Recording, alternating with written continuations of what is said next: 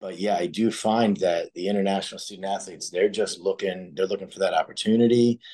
It doesn't matter if you're D1, D2, D3, NAIA, JUCO. Well, before, I was Wingate, like I said, I was at Mount Olive. And in the very beginning, I was only recruiting Americans.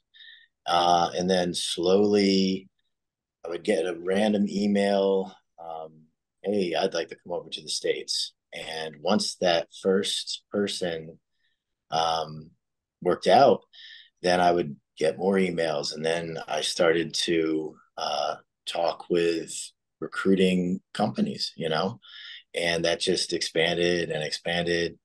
And one of the gentlemen that I ended up recruiting from Spain was Paul Duminic, who, is the head cross country coach here.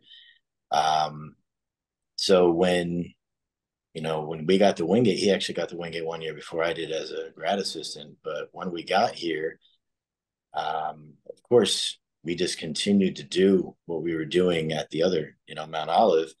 But this time I just said, hey, Paul, take the reins, do whatever you want.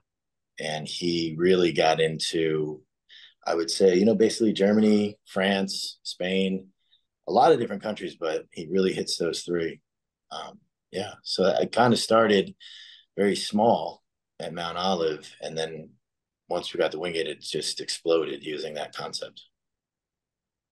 And do you find with the athletes from Europe and some of the other countries that there's not necessarily a stigma, maybe with some of the American athletes of like the Division 1 versus Division 2, that they just kind of want to have an opportunity to get an education and continue to be competitive? You nailed that. I find that a lot where I'll be recruiting some Americans who are great runners, and they just really want to go D1, and very difficult to persuade them to not. It's like, I want that D1 dream. I want that. I've had people say to me, it's always been my dream to be D1. That's kind of hard to, fight that. It's always been your dream. But the international student athletes, they're not, I haven't come across people who are saying it's always been my dream, from other countries to be that D1. Um, and of course, as you know, there's all different levels. There's Power Five, the mid majors, but there are so many D2s, D3s out there that can run compete with those mid majors and some of those Power Fives.